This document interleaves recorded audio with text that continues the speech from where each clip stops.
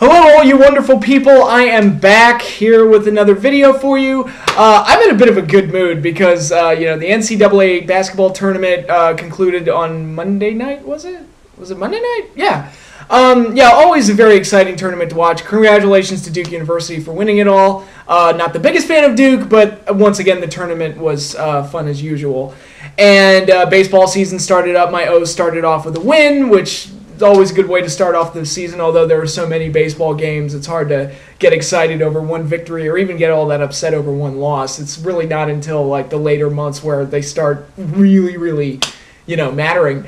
But, so that's got me really excited. I actually just got done watching Goonies for the first time in, it's got to be close to 20 years since I last saw that movie. And, childhood memories. Just great stuff. Great stuff.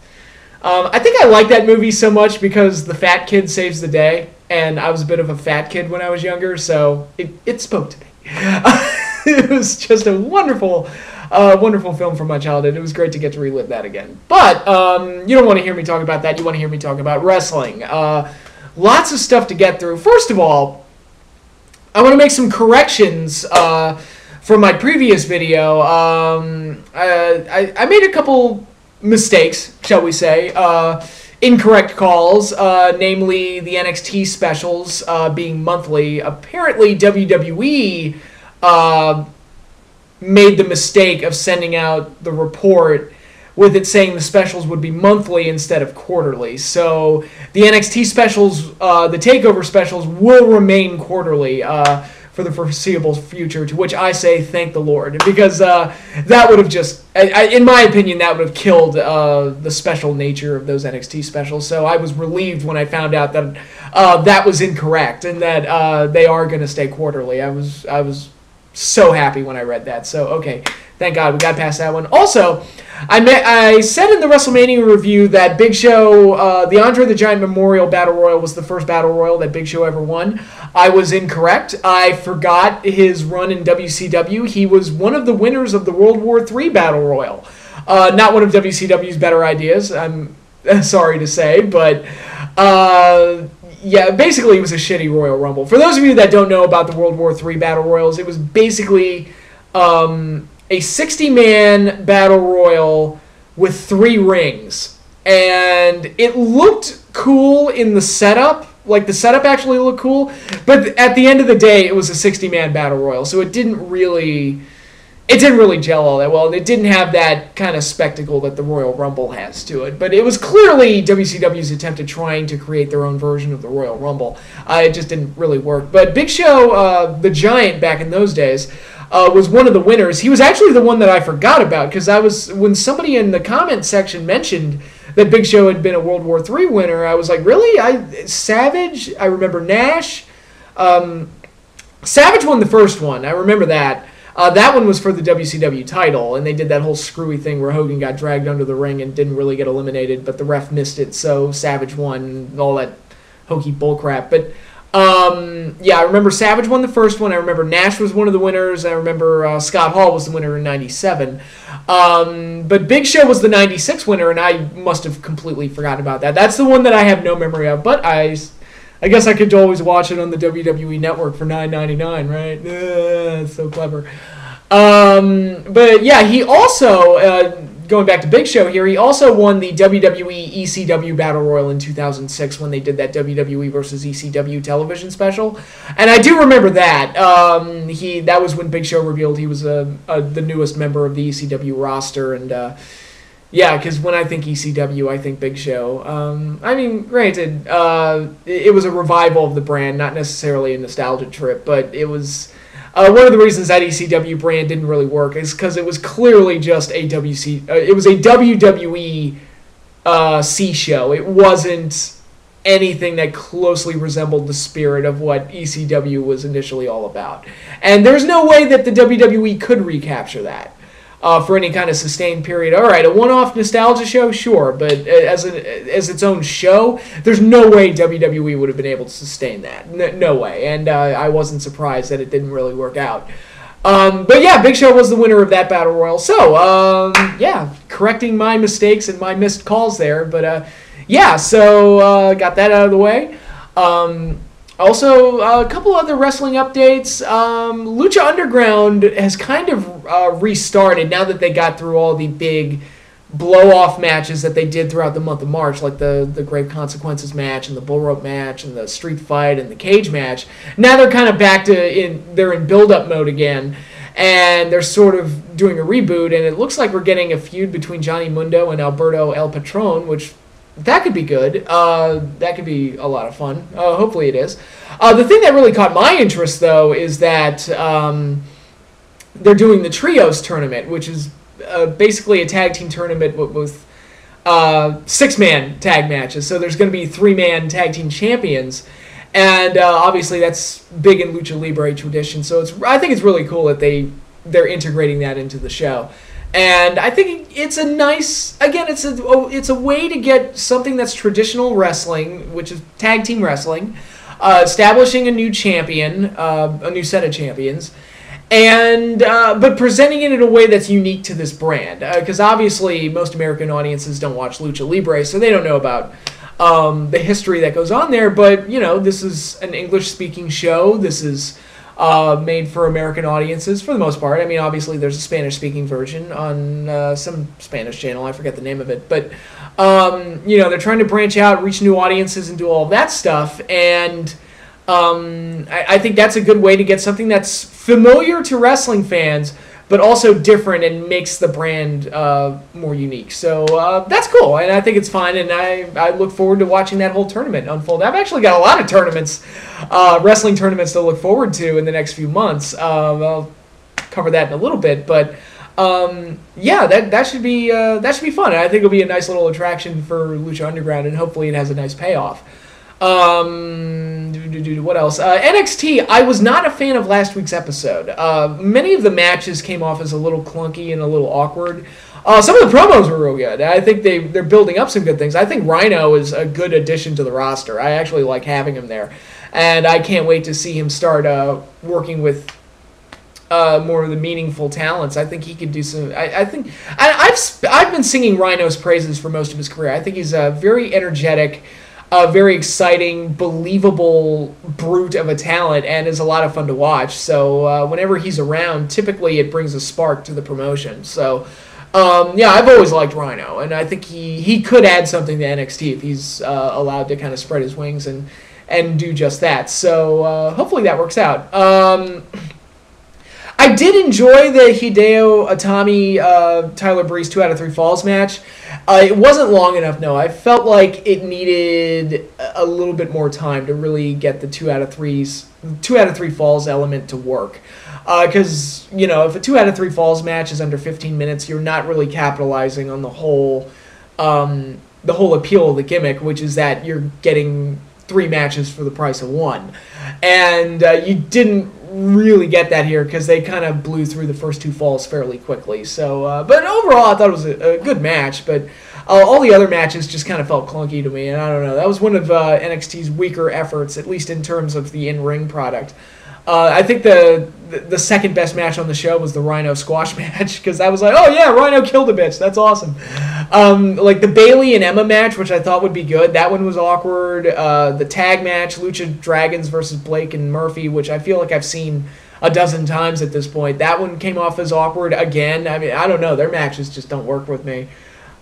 Which is weird because the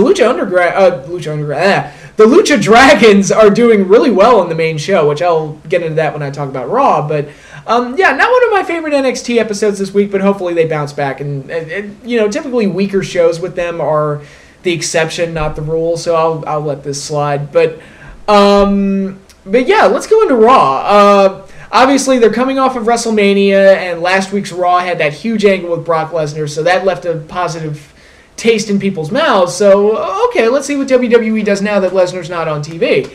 I wasn't a huge fan of this Raw. I'm not going to say it was like fucking terrible. It was the worst thing ever or anything like that.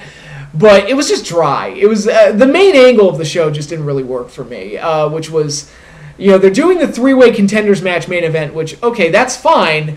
But then they had all 3 of them wrestle earlier in the night in matches that didn't mean anything because they've already got their spot in the contenders match. So, to me, those matches were pointless. I was like, why have Ryback wrestle Luke Harper if he's going to be in the contenders match anyway. And, the contender has to go over in all 3 cases, because if they lose, it just makes them look like shit heading into the contenders match. So, I don't know. It was just really weird. I think it would have worked better if they had made those 3 matches qualifying matches, and I think it would have given the show a bit more of an evolving story. Granted, you look at those 3 matches, I would have picked Orton, Reigns, and Ryback to win anyway, but at the same time, it would have been more just changing that one aspect, I think, would have made it feel like more of a natural flowing story rather than having 3 extremely pointless matches that didn't really add anything or make anybody better, or they were just there to kill time, basically. And I was like, or, give the match time to somebody else. If you've already got the contenders match set, it's like, okay, I'm trying to think of another match they could have done. They left Dean Ambrose and Daniel Bryan off the show this week, which I'm fine with. I don't think everybody needs to wrestle on every single show. But they probably could have done some different things there. But yeah, that main angle just didn't really do it for me. It didn't really click with me. And there were a lot of other things on the show that just didn't click. Like, okay, speaking of drama, or lack thereof, look at the Cena Stardust match. Not a bad match. But when the U.S. title is on the line and they're doing these open challenge things, which I think is a good angle. I actually think that could lead to something good. It allows me to hate Cena even more, because now I just want him to lose, and it's kind of unintentionally painting him as the heel, which is ironically a lot of things that they do with Cena. But I do think it has this nice ring to it where it's like, okay, I'm going to tune in to see who eventually beats him, because presumably they're going to do this every week until Cena loses. I'm like, okay, that could actually be a nice story, depending on who ultimately takes the belt from him. The problem with doing it now is that Rusev is already set for a rematch at the pay-per-view at Extreme Rules. Because that match is set, I know Cena is not going to lose any of the U.S. title matches on Raw. Because, what, is Rusev going to face Stardust at Extreme Rules? No, that's not going to happen. So, really, it just kind of makes the Raw U.S. title matches feel pointless. So, yeah, it's a nice idea, and I think it could work. It's not going to work pre-Extreme Rules so long as his rematch with Rusev is in place. And we all know that Cena's going to win that match, too, because, yay, LOL, Cena wins. What else happened on Raw this week? I'm trying to think. There really, like I said, there wasn't anything like that terrible about it. It was just a very dry and dull show. Main event sucked. Orton won, which was no real surprise. I kind of looked at the setup, and I saw that Seth and Kane were having issues throughout the night, which, okay, sure. I thought they were going to do something where Seth was going to cause like a no contest, and then Kane would make it a 4-way at Extreme Rules, and I was like, if they do that, I'm going to throw up, because that's just stupid, and I hate that ending, and I hate that style of booking. Fortunately, they did, granted, it was Orton was the #1 pick, given the current build-up, but at least they went that route instead of doing that bullshit 4-way, and it was not a good match, but whatever. It was a thing that happened, basically, and that's basically what this Raw was. It was a show that happened. That's kind of my take on it. Now, the things I did enjoy about Raw that I do want to highlight, I keep calling it Lucha Dragons, Sin Cara and Kalisto continue to impress. I think they're a really good part of the show, and they've done really well for themselves so far. Granted, it's only 2 episodes, but they're doing really well for the time being. And I really like Sheamus a lot more as a heel than I do as a babyface. I'm not saying he's great. I'm just saying making him this killer that destroys people and does all this other stuff is a lot better than that Irish John Cena shtick that they were going for most of his career, basically. So I like this Sheamus a lot more than I do babyface Sheamus. And it's not even like the most inventive or creative thing on the planet. It's just more, it's easier to digest, and I can handle that a lot easier. And the main highlight of Raw this week that I definitely want to highlight was the Seth Rollins versus Adrian Neville match, which was a nice surprise. I was like, oh, that's a cool match to do. Okay, fine. And Neville's still new to the brand, so it's a good way to give him exposure by, give him a rub by having him work with the WWE champion. And I'm not saying it was the greatest match in the world. It wasn't like this quote unquote 5-star classic or a match of the year candidate or anything, but it was a solid match. Neville looked good. Seth got a win, which was important for him. He's the champion, and Neville got to look good in defeat. And overall, it was just a nice match. It was overall my favorite part of the show. It was just something fresh and exciting that I wasn't expecting, and it was a nice little treat, I thought. And they seem to be serious about presenting Neville as a legitimate part of their roster, so that's very good. Anybody who saw my review of the Raw when Charlotte made her debut last year and she had that match with Natalya where she got jobbed out in 2 minutes, I was infuriated after watching that, because it's her first night on Raw and you feed her to Natty in a 2-minute bitch fest, basically. And I was like, what the hell was that? I mean, it's like, why even put her on the show if you're just going to do that? And that just infuriated me. But with Neville, they seem serious about making him look good. So fingers crossed. Hopefully they don't fuck him up. That's good. But yeah, that's pretty much all I have to say about Raw this week. I did not watch the Jericho podcast with John Cena. I was told it was very corporate and Cena was very much the company man and giving all the PC answers that you would expect him to give. I didn't see it, so I can't really say. I had no interest in seeing it because I figured that when people told me it was very PC and very corporate and everything, it was like, well, I kind of expected that out of Cena anyway, so I wasn't really interested in listening to it. But maybe sometime this weekend I'll get around to doing it, but we shall see. So I really don't have any comments on the podcast beyond just what I've heard. I haven't even looked at a transcript for it, so that tells you how high my interest level was. I mean, I can only tolerate Cena for so much. I mean, come on. I don't want to listen to him talk. But anyway, other major news headlines. This was a big deal. AJ Lee announced her retirement from the WWE and has officially left the company. I guess that's not a huge shock considering she's married to CM Punk. I was shocked she lasted as long as she did after Punk walked out. I thought the clock was ticking on her the second he left. But she stayed around for a good over a year. So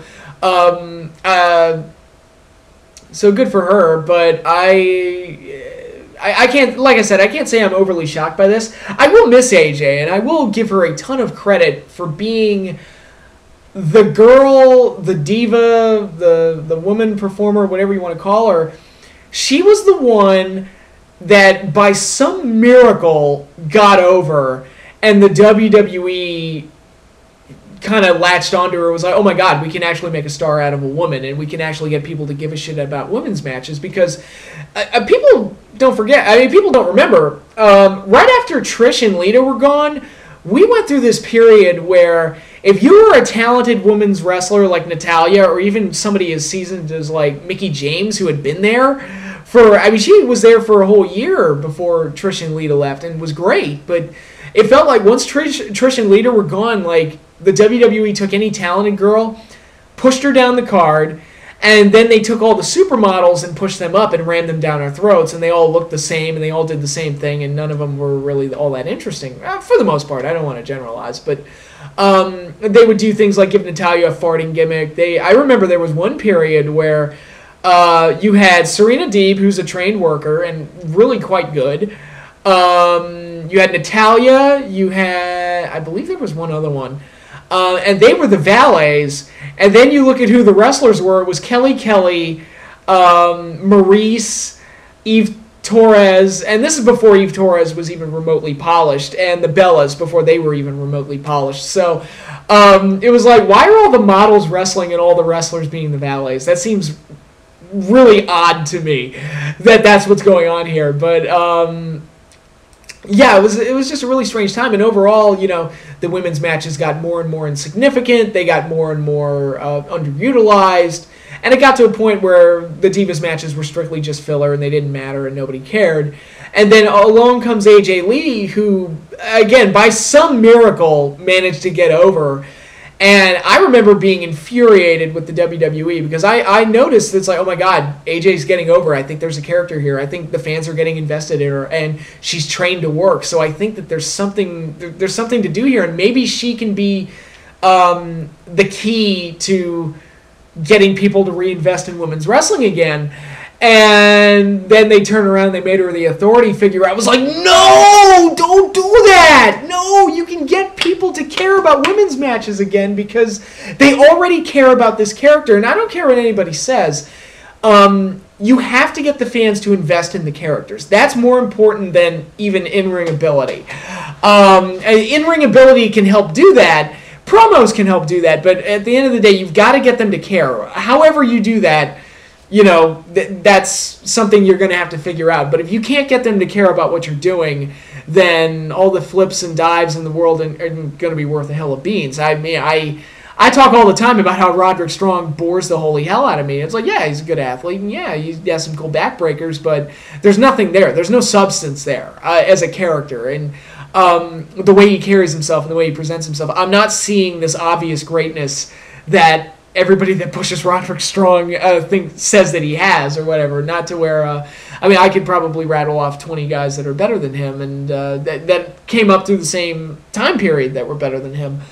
And with AJ Lee, I saw, like, you know, she got that level of investment, and I thought that there was definitely room to make a women's wrestling star out of her, and then they eventually did, and lo and behold, she becomes one of the best women's champions they've had since the Trish and Lita, and I'll throw Mickey in there as well, since that era, and it was refreshing for a while. I'm not saying that everything she did was stellar or great. I'm not saying every match worked, but it was nice to have a character to actually give a shit about that was actually wrestling and having these matches. And yeah, it was a good run. So I give her a lot of credit in that aspect. And now you look at the Divas now, you know, the Bellas have stepped up their game. You got Paige, who's great. The girls in NXT are getting a lot of praise, and I mean, between Charlotte and Sasha and Bayley and Becky Lynch and all those other girls, I mean, Emma even. There's a lot of good stuff to do there, and I think AJ kind of, at least, not necessarily opened the door, but she kind of nudged it open a little bit, and now the WWE seems to be more willing to utilize the girls in meaningful ways. They're not quite there yet, but lately they've been taking steps to kind of improve the way they handle women's wrestling, because as I've said before, it can be a cool part of the show, and I've praised the way NXT handles their women, the way Lucha Underground does, the way even TNA does, even though some of the storylines and some of the execution is pretty weak. They still manage to keep a pretty strong focus on the women and let them contribute and be an important part of the show. And they, like I said, they very well can be those things if they're allowed to be. And I think AJ was a key component in at least getting a little bit of a renewed interest in women's wrestling out there. So I give her a lot of credit in that aspect. So I wish her all the best, and you know, good luck to her going forward. She had a good run there. So yeah, it's awesome. Good for her. I will miss her though, because she's typically one of the better girls on the show week to week. But yeah, another headline that came out this week, I think it was this week, that caught my interest was Daniel Bryan expressing interest in wanting to work with the King of Strong Style, Shinsuke Nakamura, New Japan Pro Wrestling's IWGP Intercontinental Heavyweight Champion. And that caught my attention naturally as somebody who's been watching New Japan since Wrestle Kingdom 9. And I've been spending the whole year getting more familiar with the brand and, you know, familiarizing myself with the wrestlers and their personalities and their styles and everything. And Nakamura is definitely a standout, so I would definitely be interested in seeing Daniel Bryan work with Nakamura. I think that'd be a really cool match to do. It'll never happen. Let me put it this way. It will never happen as long as Daniel Bryan is working for the WWE. Because WWE is not going to do that cross-promotional stuff. It'd be cool if they did it. I think it'd be a really nice attraction, a very cool match, and I'd really enjoy it, quite honestly. I think it'd be a hell of a match. And I've heard some detractors say, oh, they can't do the match because the casual fans don't know who Nakamura is. And I'm like, look, there was a point in time when they didn't know who the fuck Ryback was, and what did the promoters do? They pushed him, and they put him in big angles to get the fans familiar with him. So if they ever did Bryan and Nakamura, all they have to do is show video packages and do promos and telling us who he is. I mean, it's really not that hard. How many of the young fans today know who the fuck Sting is? I mean, come on. If you're under... I'm going to say this. If you're under 18 years old, I highly doubt that you have a full grasp on who Sting was. Because, I mean, that was... His best run was a long time ago. And unless you watch TNA, I doubt you have too high of an idea of what Sting was all about. So yeah, but the fans love him anyway, and because they took the time to tell the fans who he was and what his history was and everything, and the fans accepted him and he got over, and then they jobbed about at WrestleMania because fuck you, that's why. But yeah, I'm still butthurt over that, but. Anyway, yeah, I don't think, if they ever did that match, I don't think it would be too hard to educate the fans on who the hell Nakamura is, especially since he's got an international following. Us diehards know who he is, so even us, I mean, us who know who Nakamura is are going to tell the casual fans, look, no, this guy's real good, we like him, he's really good, and we'll tell them who he is. We'll do part of the work for you.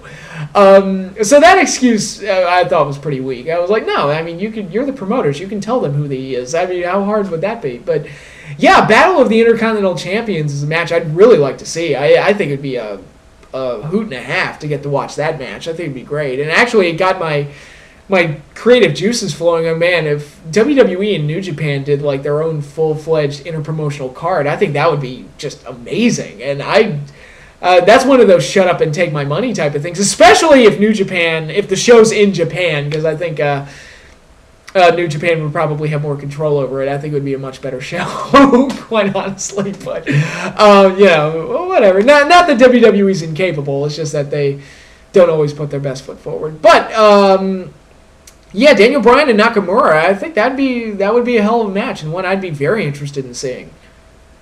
Speaking of New Japan Pro Wrestling, I did see the Invasion Attack show. I couldn't watch it on Easter Sunday because obviously I was out doing family stuff and celebrating the holiday, but I did watch it Monday night right before Raw started. So, yeah, I was able to watch the event, and overall it was another really good show from New Japan. I really enjoyed it. The last two matches in particular I really, really liked.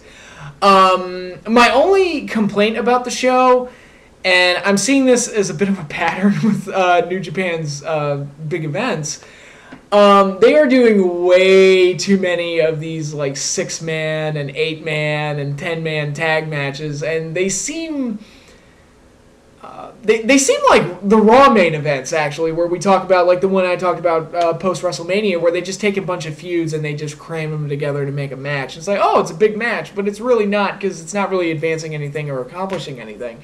And for the most part, not entirely, those type of tag matches don't accomplish much in terms of building up a match or making me excited to see a match. If anything, it kind of takes away from it because I'm seeing them wrestle each other before the big match. So it actually has kind of the opposite effect, at least on me personally. I'd like it better if they never touched each other and then did the match, but whatever. It is what it is, but a lot of New Japan shows are just loaded with them, and there were a handful of them on this card, and actually I was looking at their card for their next event in May, the Wrestling Dontaku, I think. Don't want to mispronounce that, but I'm sure I butchered it. That event, there's 2 singles matches. It'll be Hiroki Goto versus Shinsuke Nakamura for the IWGP Intercontinental Championship, and Kenny Omega defending the Junior Heavyweight Championship against Alex Shelley. The rest of the card are a bunch of like 8-mans and 6-mans, and there's an intergender 6-person tag, there's a 3-way tag, and there's there's AJ Styles and a Bullet Club member versus Okada and another Chaos member. I forget which names exactly, but it's just a lot of that going on, and I'm just like, I'd rather see... it's okay to leave guys off the card once in a while, It's, especially when they do so many Road 2 shows.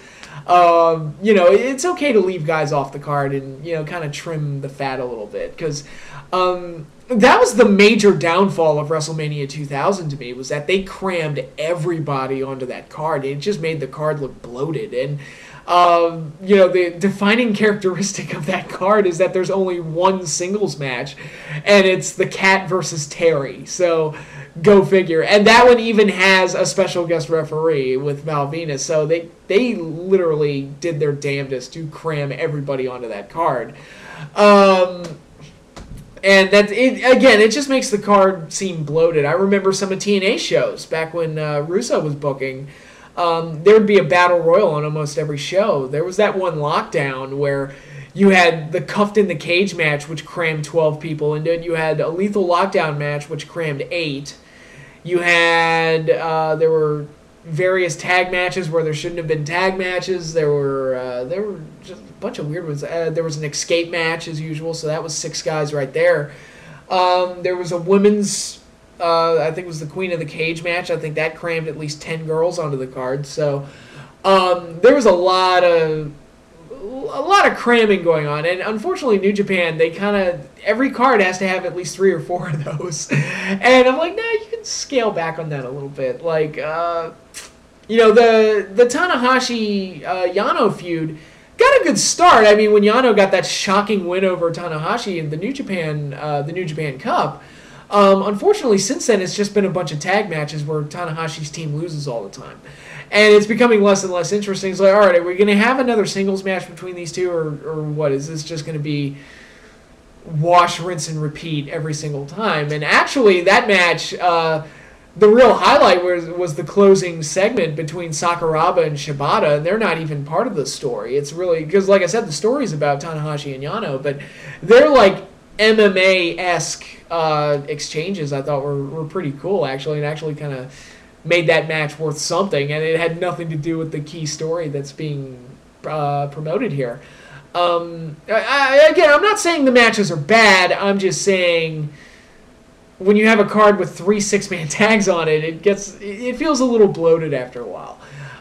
Especially when there's no rhyme or reason for who's tagging with who, or the outcome doesn't mean anything. I feel like poor Hanma is always stuck in these type of matches where, yeah, he typically wins these, but at the same time, he's not really doing anything. He's just going to be in another one at the next show, so it's kind of like, I don't really care.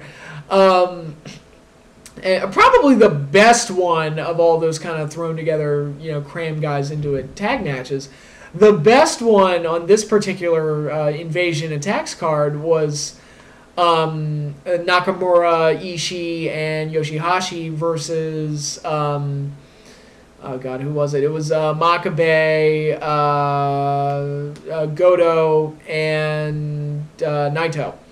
And that was probably the best match, but that was just a platform to build into, okay, we got to have Goto get the win over Nakamura so they can do the Intercontinental title match at the next pay-per-view, and we got to do that rematch between Makabe and Ishii, so this tag match will be a way to kind of stepping stone into that, which I can definitely understand that. This match did a better job of that than most of the other ones, and while also being an entertaining match along the way. It's just that, those matches, if you do too many of them, it makes the card feel bloated. And next month's card is just ridiculous with the amount of cramming they had to do to get everybody on that show. But other than that, though, I thought Invasion Attacks was an overall very strong show, and I really liked most of the title matches. The IWGP tag title match was a little weak.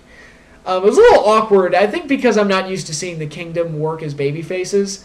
They got the win, which shocked me. I didn't expect a title change there, but we do have the ROH New Japan shows coming up, so maybe that played a part in them doing that change. But it was weird to see them play babyface and to see Maria play kind of the damsel in distress. That just didn't click with me.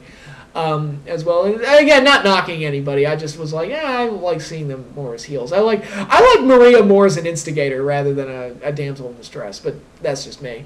I thought the IWGP Junior Tag Team Championship match was quite good. And I've been critical of the Bucks lately and how their matches completely lack tag team psychology or whatever, and I kind of make fun of them for it.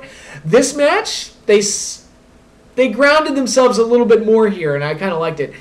They say suck it way too many times to the point that they're coming across like 9-year-olds that just watch DX for the first time and they have no idea what they're saying or doing. And it comes across as a little like, hey, look at what I'm doing, look at me, and it's not really, I don't know, I don't think it really adds to them. I think it's more don't want to say annoying. It's more, it's like, oh, that's cute. Like, oh, that's adorable. You watch DX and you just said suck it 12 times. Aw, aren't you cute? But other than that, though, I thought the match did a much better job of adhering to the tag team rules. It got a little bit of that Tornado Tag Battle Royal stuff towards the end, but not to the degree that I usually expect out of the Bucks. And actually, they did this one part that was brilliant where they were getting outclassed, so they took the belts and were just going to walk out and take the count out lost and save their titles. And I was like, okay, I've seen this bit before, and then the baby faces will run out there, grab him by the hair, and then throw him back in the ring. They did a nice little twist on it where the Bucks were waiting for them and expecting them to come after them, so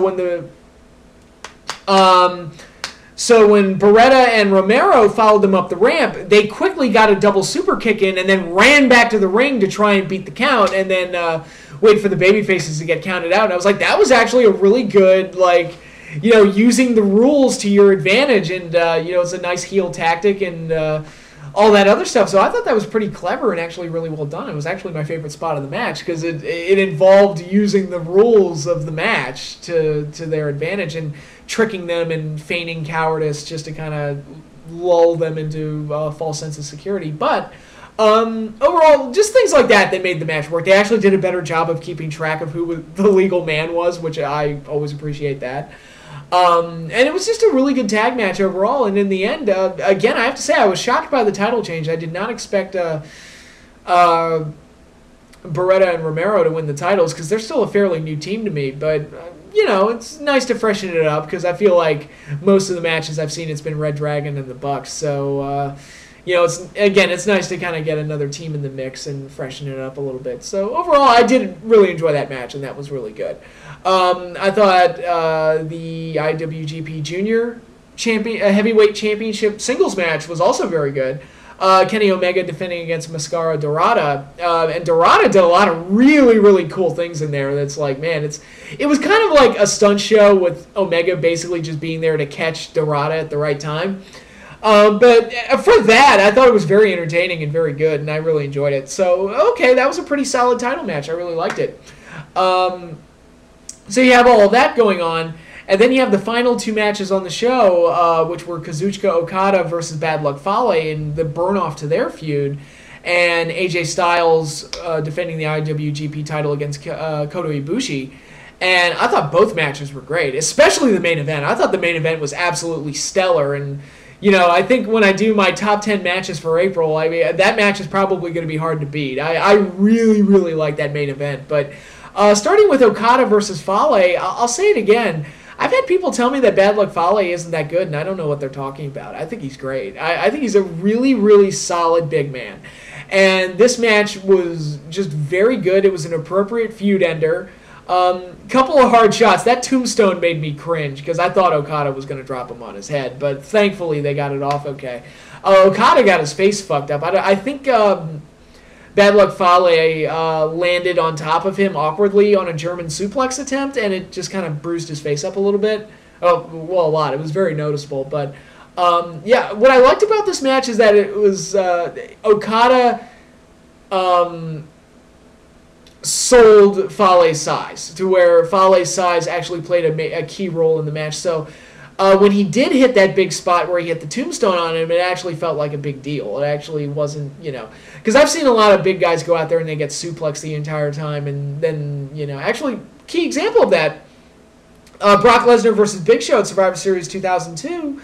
I know I've told the story before, but to me that match had no psychology at all whatsoever because Brock just went out there and suplexed the fuck out of Big Show and then F5'd him. And to me, him doing all those suplexes kind of killed the drama of whether or not he could hit the F5 on him. It was like, well, if he can hit an overhead belly-to-belly suplex, I think he can get that F5 off. But so I thought they kind of undercut the drama there a little bit. But, you know, this match, Okada went out there and made Fale look big. And it overall worked very, very well and just was a nice, very good, hard-hitting match that felt like a great ending to their feud as Okada got the victory, and presumably that'll be the end of their rivalry, especially given how the show ended. But let's get into that right now. AJ Styles versus Kota Ibushi.